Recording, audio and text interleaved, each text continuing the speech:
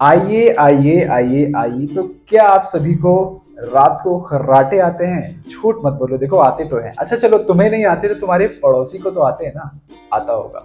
चलो आज मैं एक तरीका बताता हूँ कि इन खर्राटों से कैसे निपटा जाए, अपने या पड़ोसी के। तो रात को आपको सोने से पहले, खाना खाने के बाद सोने से पहले आधा चम्मच ऑलिव ऑयल पी लेना है। इसके बाद 1 चम्मच शहद, ये भी ऐसे ही पी लेना है और आपको सोना है, ठीक है। इसके अलावा दूसरा काम एक और करना है, रात को सोने से पहले 2 बूंद गाय का देसी घी अगर मिल जाए तो नाक में डाल लो। इतना करो, 1 हफ्ते तक करो, खर्राटे बंद हो जाएंगे। वो आवाजें जो आपको परेशान करती हैं वो आनी बंद हो जाएंगी। हरिओम।